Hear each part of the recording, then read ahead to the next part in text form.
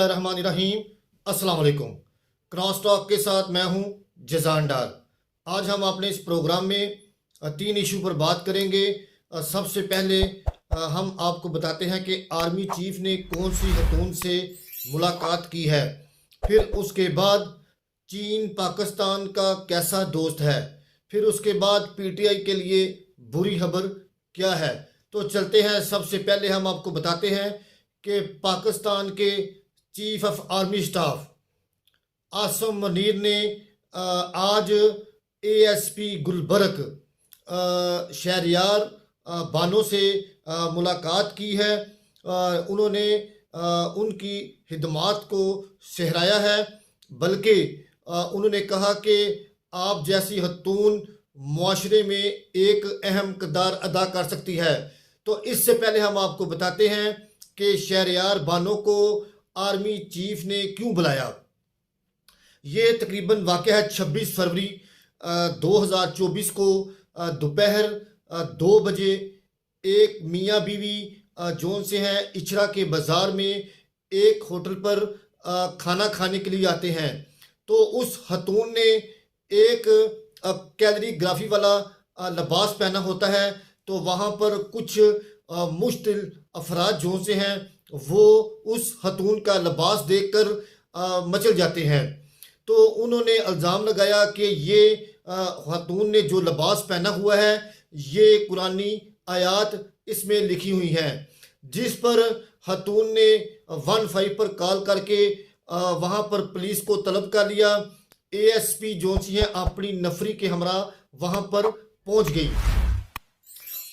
जो एएसपी जो सी हैं शहरयार बानो, उन्होंने अपनी पुलिस के हमरा उस खतून की जान बचाते हुए उनको अपने साथ ले गई। तो जो हमें हमारे ज़राए ने बताया है कि जो वो लिबास पहना हुआ था वो कैलीग्राफी हुई थी एक ब्रांड की तरफ से। तो ये मामला जोन सा है इतना हसास नहीं जितना बना दिया गया था। लेकिन हमारे ज़राए ने हमें यह भी बताया है कि कुछ उलमा कराम और जो दीनी मज़हब के साथ टैच हैं उनसे ये राय ली गई। तो उन्होंने कहा कि लिबास के ऊपर ऐसे कोई कुरानी आयात जैसे लफाज नहीं लिखे हुए थे।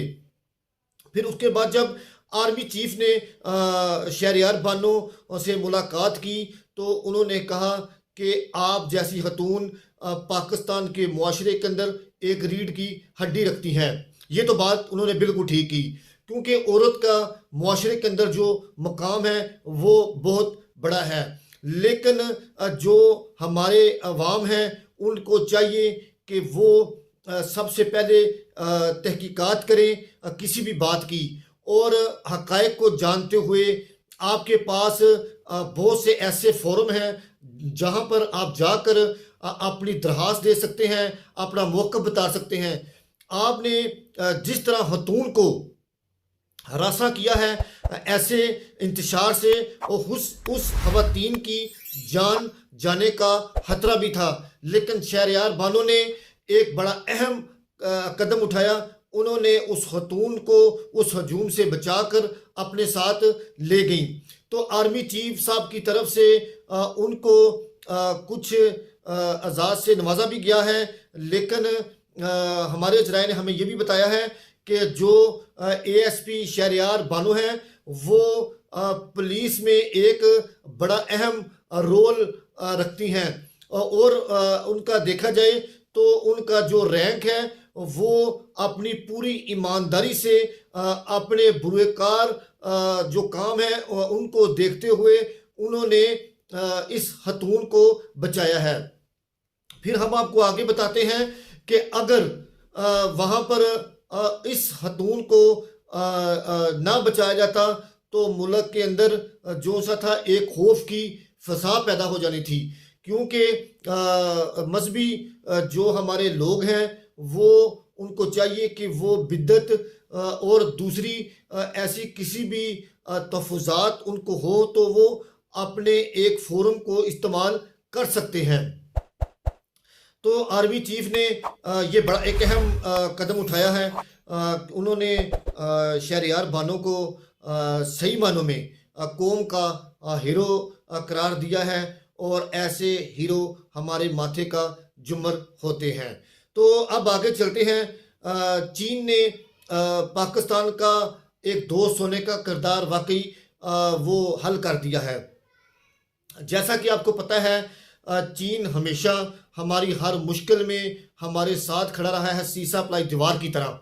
और हमारे पाकिस्तान के अंदर किसी किस्म की कोई भी मुश्किलात आए तो चाइना ने सबसे पहले हमारी मदद की है।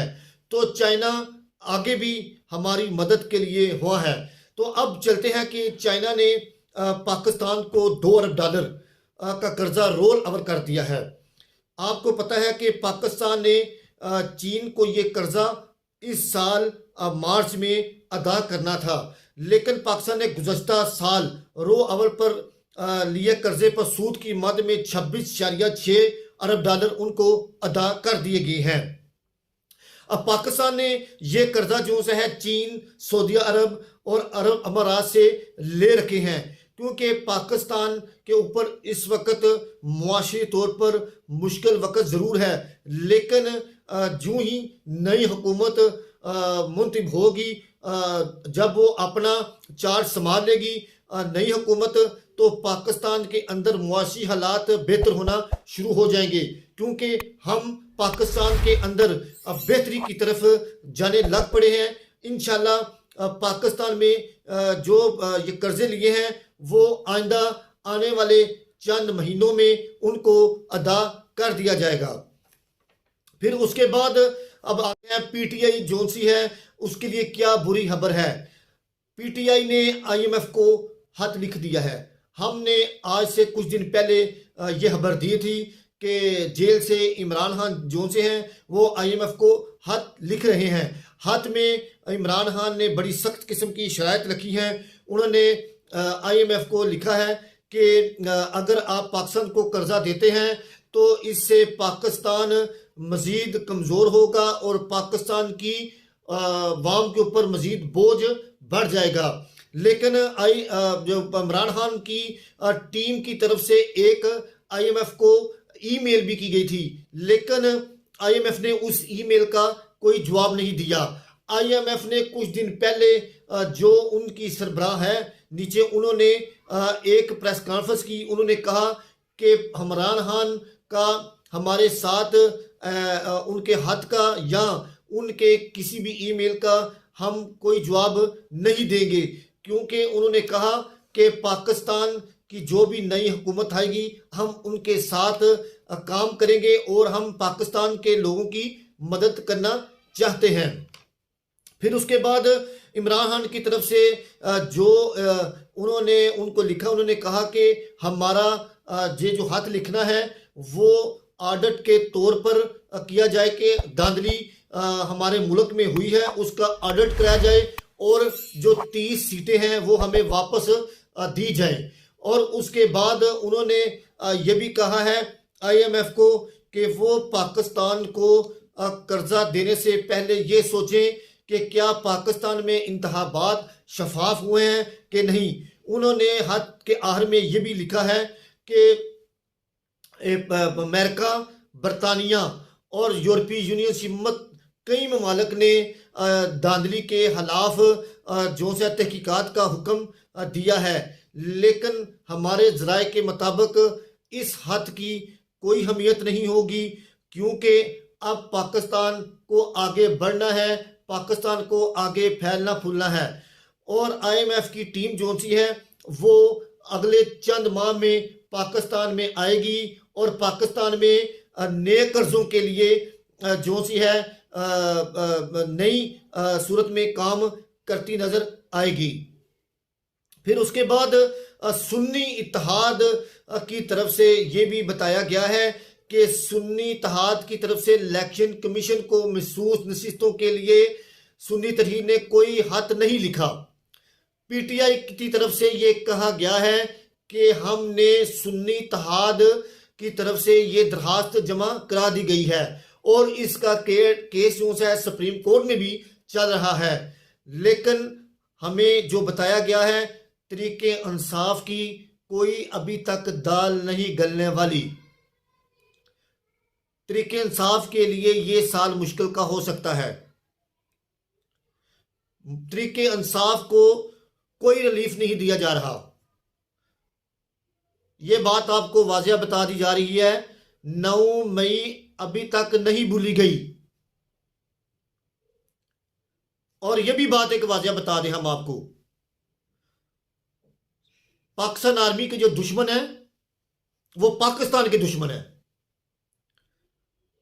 इंशाल्लाह उनका पीछा किया जा रहा है, उनको छोड़ेंगे नहीं।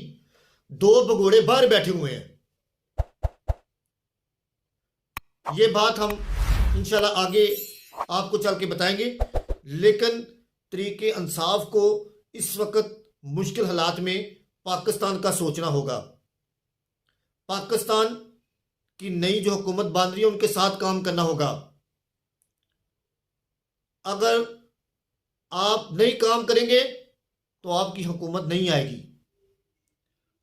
आप टेक्निकल तरीके से ये सोचें। ठीक है, वहां हम आपके साथ है, सब कुछ है, लेकिन अभी चलने दे पाकिस्तान को। पाकिस्तान के हालात ठीक नहीं है। मुआशी तौर पर हम कंगाल होके बैठे हुए हैं, कशकोल लेके पकड़ के बैठे हुए हैं। पीटीआई को बार बार कहा जा रहा है कि आप अभी चुप कर कर पाकिस्तान की मुआशी हालात के लिए काम करें। आप उछल उछल कर दुश्मन को बता रहे हैं, पाकिस्तान के ऊपर इल्जाम तराशियां लगा रहे हैं। कभी आपका कोई बंदा उठ के प्रेस कॉन्फ्रेंस करता है, कभी कोई करता है, कभी कोई करता है। अभी फिलहाल आपको कोई रिलीफ नहीं दिया जा रहा, ना इलेक्शन कमीशन ऑफ पाकिस्तान से, ना सुप्रीम कोर्ट से। अभी तक जो नुमाइंदे मुंतखब हो चुके हैं वो कल हलफ उठा रहे हैं। खैबर पख्तूनख्वा असेंबली में आपकी हुकूमत बन गई है, पंजाब में भी हुकूमत बन गई है, सिंध में भी हुकूमत बन गई है, बलूचिस्तान में भी आने दिनों में बन जाएगी। इससे पहले भी आपने धरने दिए, अपने काम हुए थे। इससे पहले भी आप इलेक्शन कमीशन में गए थे, आप नाकाम हुए थे। आप बार बार अदारों को तंग ना करने, उनको काम करने दें। पाकिस्तान इस वक्त मुआशी इस्तेकाम का मुतम्मल है। हमारी दुआ है कि सेनेट भी 5 साल पूरे करे, कौमी असम्बली भी 5 साल पूरे करे। अगर आप काम नहीं करने देंगे तो आप भी पाकिस्तान के दुश्मन कहलाएंगे। आप पाकिस्तान के बारे में सोचें कि पाकिस्तान को तरक्की कैसे करानी है। ठीक है, आपके पास हर चीज है, लोगों को भर के पाकिस्तान का सोचें। अगली बारी हो सकता है आपकी, आज सब्र कर लें आप थोड़ा सा।